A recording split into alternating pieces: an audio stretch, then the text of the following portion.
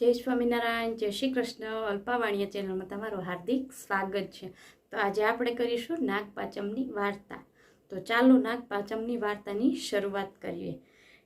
વ્રત અને વિધિ. શ્રાવણ માસની વદ પાંચમ અને નાગપાંચમનો વ્રતનો દિવસ કહેવામાં આવે છે. આ દિવસે વ્રત કરનાર પોતાના ઘરની દિવાલ ઉપર બને તો રસોડાની દિવાલ ઉપર નાગદાદાનું ચિત્ર દોરવું, ઘીનો દીવો કરવો, ઘી અને બાજરીના લોટની કોરી કુલેર કરવી, પલાળેલી મગની દાળ, શ્રીફળ અને એક વખત જમીને આ વ્રત કરવું. બને તો આગલા દિવસે ચણાના લોટનું ટાઢું જમવું, વાર્તા કહેવી અને નાગદાદાની પૂજા કરવી. તો ચાલો આપણે વાર્તાની શરૂઆત કરીએ. એક નાનું ગામ હતું. તેમાં એક ડોસી રહે. ડોસીને 7 દીકરા હતા. 6 દીકરા મોટા હતા. તેમની વહુઓને પિયરમાં ઘણું જ સુખ હતું. પૈસા ટકાની રેલમ છેલ હતી. 7મા દીકરાની વહુનું પિયર ગરીબ હતું. તેથી તેની સાસુ મેણા ટોણા મારે, વાતોમાં વાંધા વાચકા પાડે અને આમ નાની વહુને દુઃખ દે. બધાના જમ્યા પછી એઠું જૂઠું જમવાનું આપે.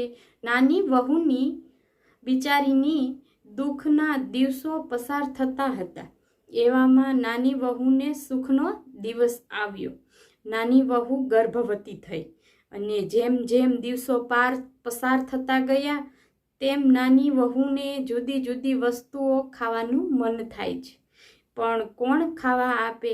ઘરમાં બધા તેના દુશ્મન હતા. એક દિવસ ઘરમાં દૂધપાક બનાવ્યો છે. નાની વહુને દૂધપાક ખાવાની ઈચ્છા થઈ આવી.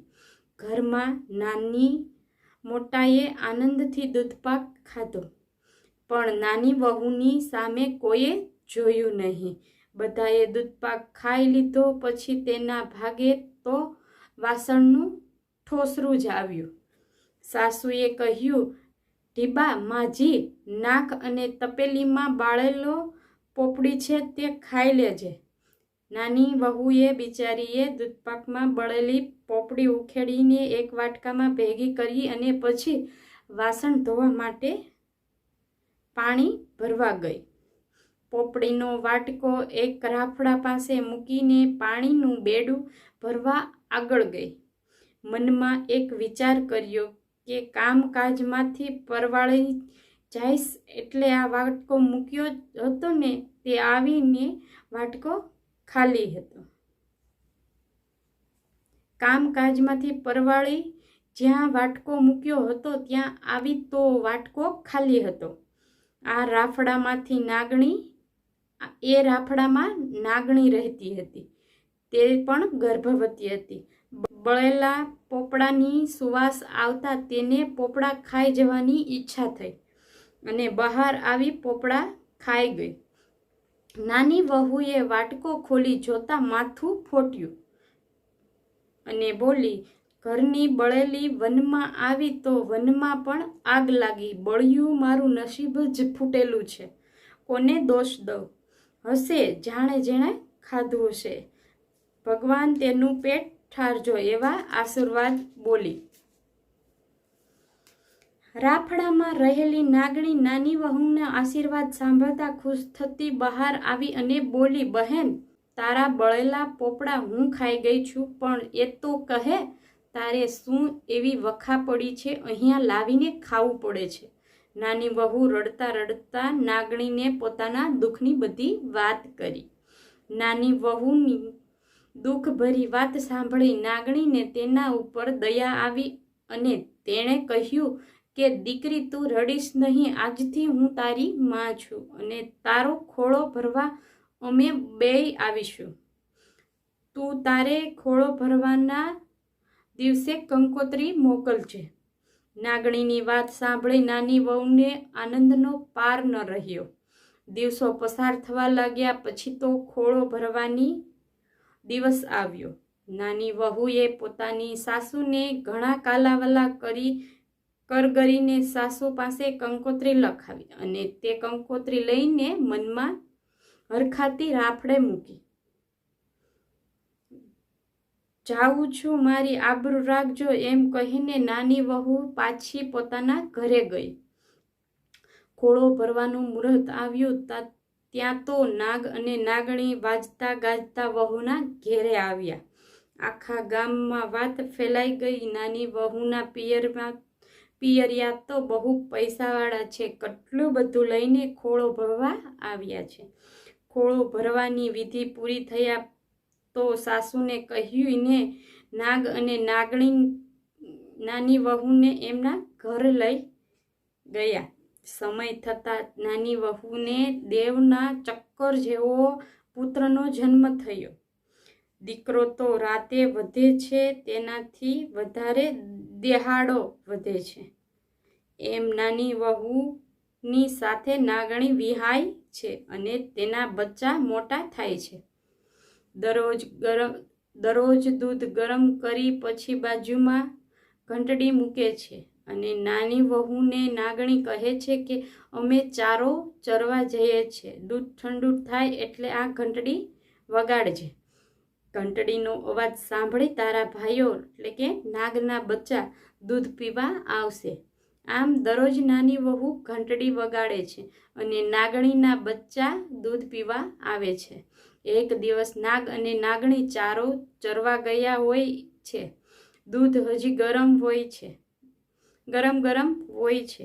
નાની વહુ કંઈક કામમાં હોય છે અને નાની વહુનો દીકરો ભાખોડિયાઓથી ચાલતા શીખી ગયો છે. તો ભાખોડિયાએ ચાલતા ચાલતા પેલી ઘંટડી પાસે રમકડું સમજીને જાય છે અને તેના હાથે ઘંટડી વાગે છે. તેથી નાગણીના બચ્ચા વાસણમાં મોઢું નાખતા તે દાઝી જાય છે અને કોઈનું મોઢું બળે છે, કોઈની પૂંછડી બળી જાય છે અને નાગણી પાછી આવીને જુએ છે તો પોતાના બચ્ચાઓને કોઈ ખાંડિયા થઈ ગયા હોય, કોઈ બાંડિયા થઈ ગયા છે. નાગણી નાની વહુને પૂછે છે આ કોણે કર્યું? ત્યારે નાની વહુ રડતા રડતા બધી વાત કરે છે. નાગ અને નાગણી નાના બાળકની ભૂલ સમજી અને માફ કરી દે છે, પણ નાગણીના બચ્ચાના મનમાં વેર રાખે છે કે બહેન તારા સાસરે જાય પછી તને કરડીને બદલો લઈશું. આમને આમ ઘણો સમય પસાર થઈ ગયો. પછી નાની વહુ નાગ અને નાગણી જીયાણું કરી સાસરે વિદાય કરે છે. જીયાણામાં પુષ્કળ ધન જોઈને નાની વહુના સાસરિયામાં મોઢામાં આંગળા નાખી ગયા. આવામાં એક દિવસ નાની વહુ પાણી ભરવા ગઈ હોય છે અને નાગણીના બચ્ચા આવે છે અને નાની વહુની સાસુને પૂછે છે કે બહેન ક્યાં ગઈ? સાસુ કહે છે કે પાણી ભરવા ગઈ. નાગના બચ્ચા ઘરમાં બેઠા હોય છે અને નાની વહુ પાણી ભરીને આવે છે. પાણિયારામાં જ તે બચ્ચાને સંતાઈને બેસે છે અને તેઓ વિચારે છે કે બહેન પાણિયારામાં બેડું મૂકવા આવશે એટલે તેને ડંખ દઈ દેશું.